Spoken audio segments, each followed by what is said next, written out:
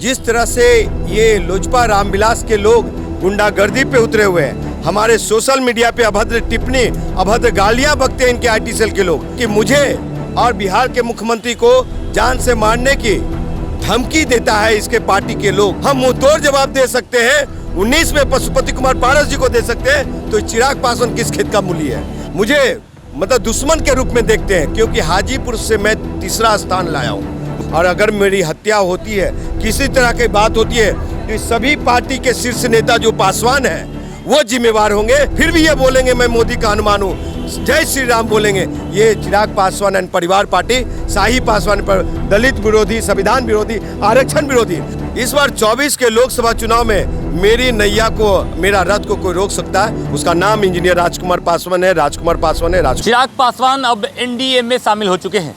NDA में शामिल होने के बाद एक बात अब साफ हो रही है कि हाजीपुर लोकसभा से वो खुद चुनाव लड़ेंगे, खासकर उस वक्त जब पशुपति कुमार पारस से वो गले मिले।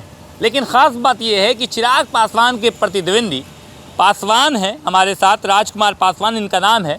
इनको लगातार धमकियाँ आ रही है, पूरी जानकारी हम लेंगे और क्यों आ रही है, कैसे उसका रिजोल्यूशंस निकलेगा, सॉल्यूशंस कैसे आएंगे, ये सारी बातें की जाएगी। सबसे पहले बहुत बहुत स्वागत है। क्या सच में आपको धमकियाँ मिल रही है चिराग पासवान के द्वारा? साहब, हमने झूठ की खेती कभी नहीं किया है। मैं झूठ की खेती कभी नहीं किया है।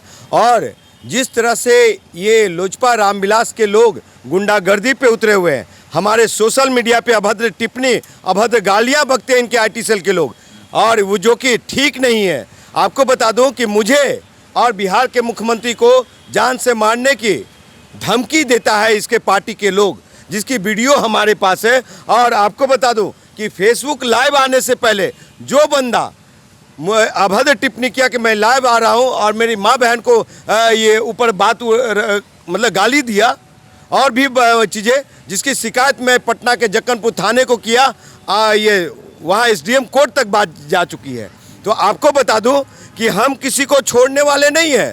जब रामविलास पासवान जी को 2014 में हम मुंहतोड़ जवाब दे सकते हैं, 19 में पशुपति कुमार पारस जी को दे सकते हैं, तो चिराग पासवान किस खेत का मूली है, आपको बता दूं। और चिराग भाई, अगर लड़ना है तो आमने सामने आ करके दो हाथ लड़ो, समझे।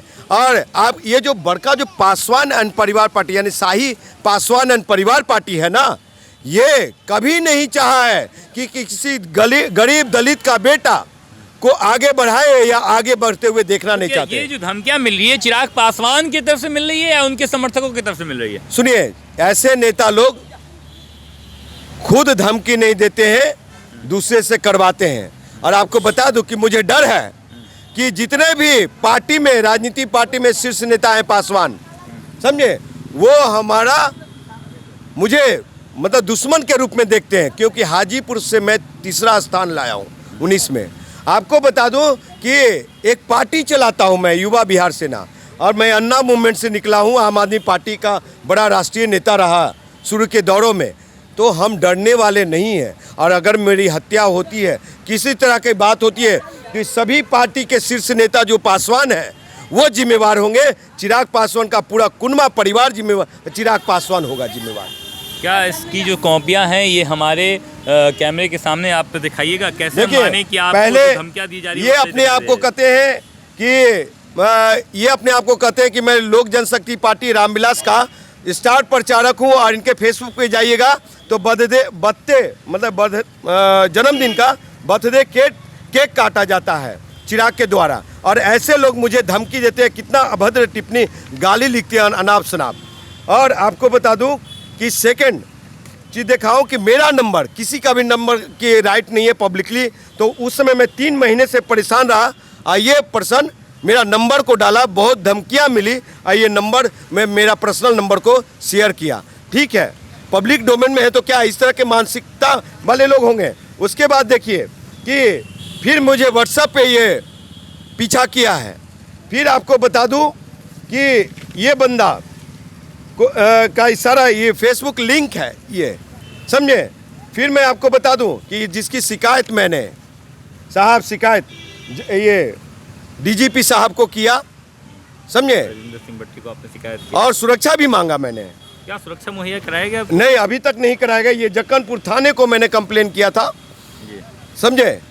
और आपको बता दो कि ये पहला जब धमकी इसने दिया था उस आधार पे मैंने लिखा था, तो उस समय जो उप प्रशासनिक एवं इसे संदर्भ में सूचित करना। जी बिल्कुल, मैंने हम पढ़ रहे हैं क्योंकि आप तो इन्होंने मना कर दिया था। फिर मैं दूसरी बार अपील किया हूँ सुरक्षा के लिए, अगर मेरा जान माल का नुकसान होता है, किसी तरह की कोई बात होती है, तो ये चिराग पासवान एंड परिवार पार्टी और इनके जो शाही पासवान परिवार पार्टी, या चाहे वो जदयू में हो, आरजेडी में हो, भाजपा में हो और किसी पार्टी में हो, कांग्रेस में हो, पासवान लोग, वो लोग नहीं देखना चाहते कि हम आगे बढ़े, वो जिम्मेवार होंगे। राजकुमार पासवान जी, क्या आपके चुनावी क्षेत्र में आपका इतना दबदबा है कि आपके महत्वाकांक्षाओं में ये सारी जो कहानियां हैं लिपट पड़ी है?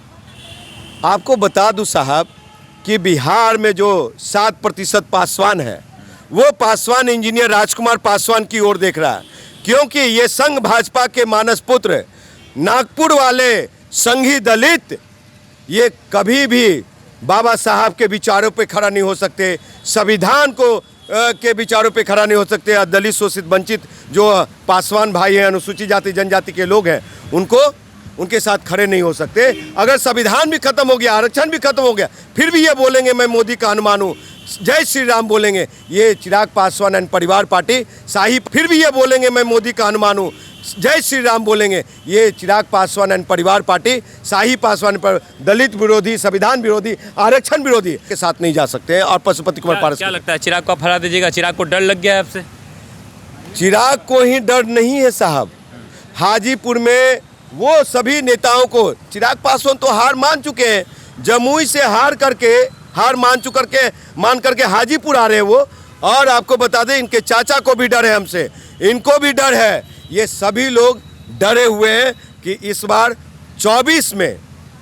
24 के लोकसभा चुनाव में मेरी नैया को, मेरा रथ को कोई रोक सकता है। उसका नाम इंजीनियर राजकुमार पासवान है, राजकुमार पासवान है, राजकुमार। देखिए, राजकुमार पासवान हमारे साथ थे, उन्होंने साफ तौर पर बताया कि चिराग पासवान की गुट वाले लोग इन्हें कैसे धमकी दे रहे हैं, मारने की बात कर रहे हैं, और लगातार राजकुमार पासवान अपने अंगरक्षक की बात कर रहे हैं, थाने में जा रहे हैं, डीजीपी को लेटर लिख रहे हैं, लेकिन अब तक इन्हें कोई भी सुरक्षा मुहैया नहीं कराई गई है। इनका साफ तौर पर कहना है कि अगर इन्हें कुछ भी होता है तो इसका जिम्मेदार शाही पासवान परिवार होगा।